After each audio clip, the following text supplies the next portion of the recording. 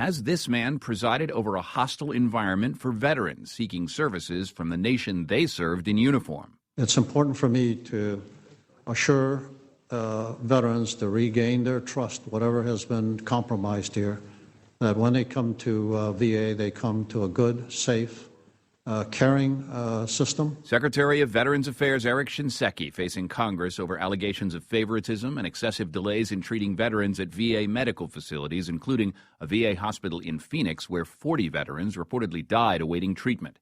Shinseki has refused to resign, even though the American Legion and some in Congress have called for his and other managers' heads to roll in this scandal.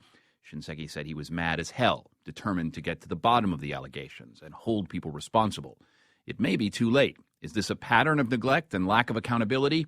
Aaron Glen, staff reporter at the Center for Investigative Reporting, believes it may be. We have spoken to him a number of times about questionable treatment approaches and the quality of service at the VA.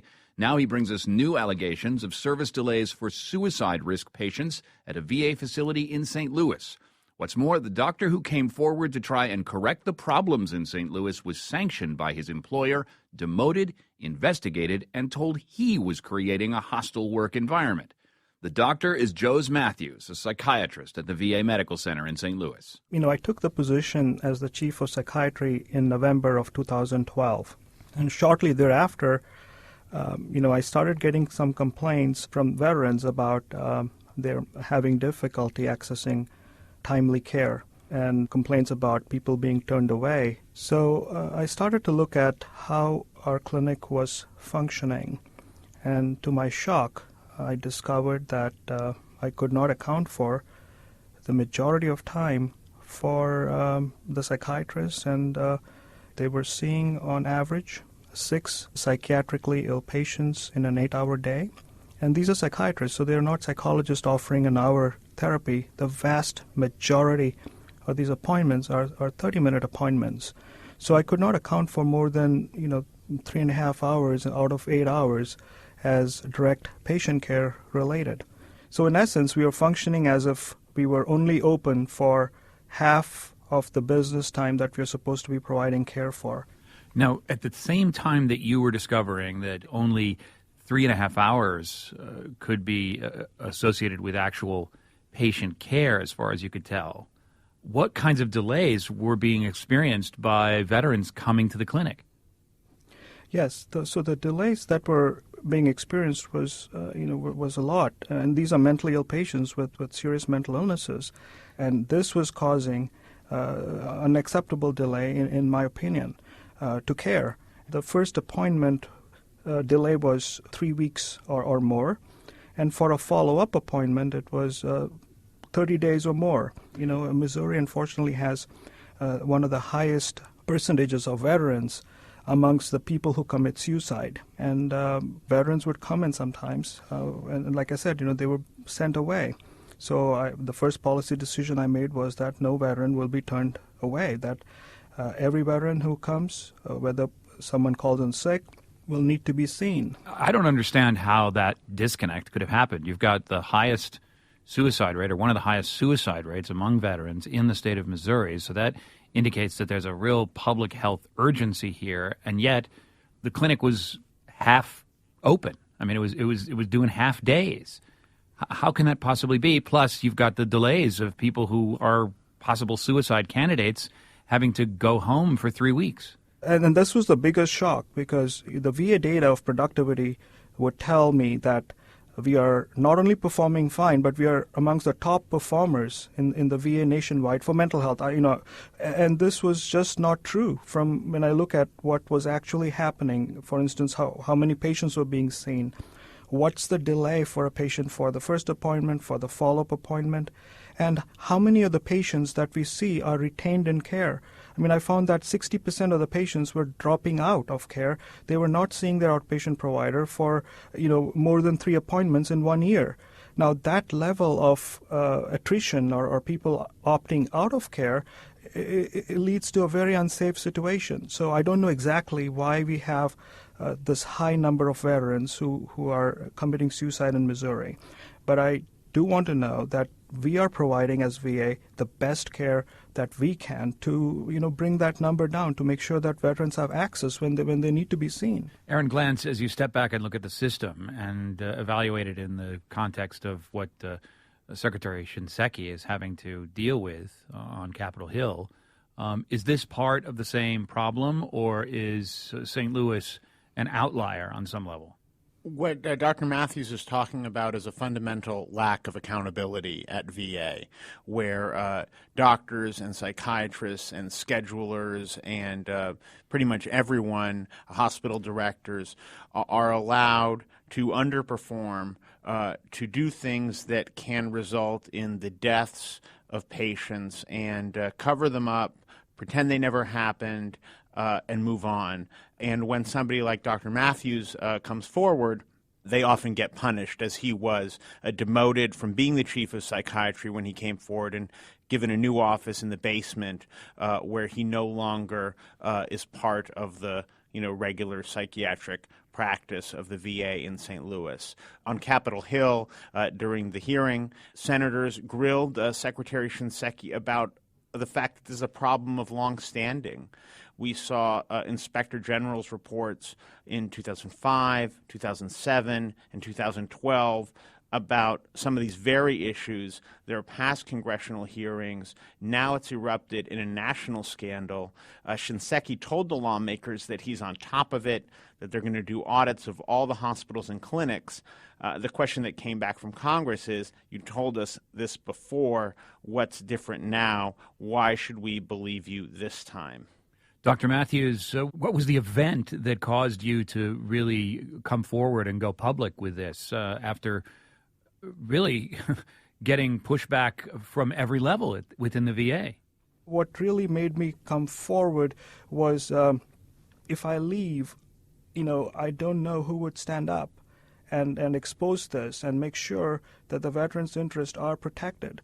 I think I was bullied to just let this slide. In fact, I was cautioned many times to, quote unquote, go slow. And in this investigation that they started an administrative investigation against me, and one of the absurd questions to me was what I would do differently.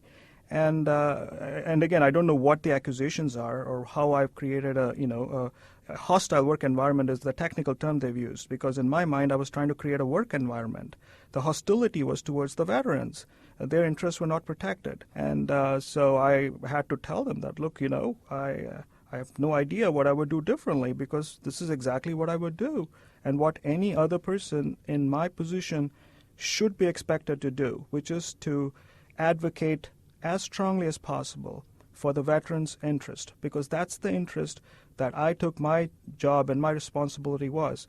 My interest was not in protecting status quo that was unethical or comfortable for the staff. I mean, that was just not acceptable to me.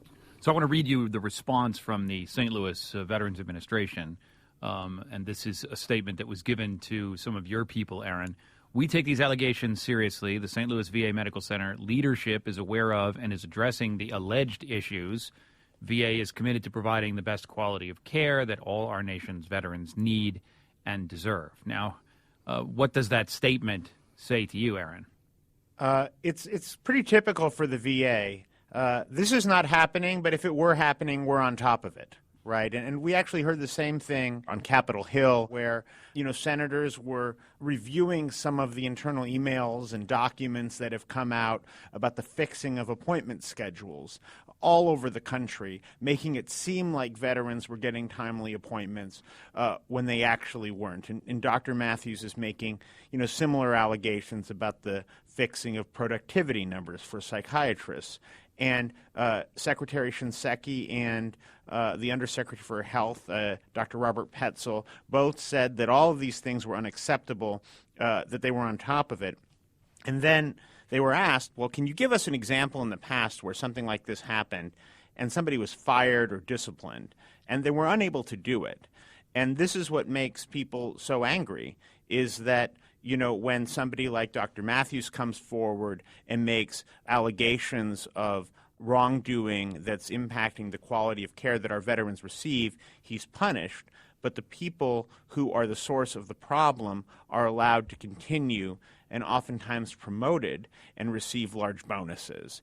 And when you look at the statement that was given by the VA in St. Louis to Dr. Matthews' allegations, it doesn't really inspire confidence. And as Aaron said, the unaccountability is something that really bothers me, because this is done with impunity. There is not even any, attempt to hide it. It's like, this is how we do business. In fact, there were many people who, to my face, told me that this is the VA. This is not the university setting. This is how we do things. This has gone far beyond just, not having information, hence we made a mistake. I think this is having information but lacking the courage and the will to protect those who underwrite our freedoms, and that should not be excusable. Do you think General Shinseki should go? Well, first of all, I have to say that I have the utmost respect for General Shinseki, because he may not be, classified as a whistleblower, but when we were preparing to invade Iraq, he had the courage and he had the integrity to stand up to Congress and tell the truth that we needed much larger troop to invade a country and secure the peace. Not win the war, but secure the peace. So this is the general with the utmost integrity. So I think the right question to ask is, why does General Shinseki, with impeccable integrity and care for our veterans, why is this person having difficulty changing this system? That is the right question to ask. I think it's an incredibly wrong question to ask whether General Shinseki should step down or not. I think Congress must step up. The question that I wonder is, why does it take a national scandal and intense congressional scrutiny to get the VA to do what they know they should have done all along? And every time this sort of dynamic repeats itself, members of Congress and veterans groups get more and more frustrated. And I think a lot of people are wondering why, if General Shinseki is a man, as Dr. Matthews says, of impeccable integrity, how it could be that he could allow all of these crises to fester for so long. Aaron Glen, staff reporter at the Center for Investigative Reporting, and Jose Matthews, a doctor, a psychiatrist at the St. Louis VA Medical Center. Thanks so much. Thank you. Thank you.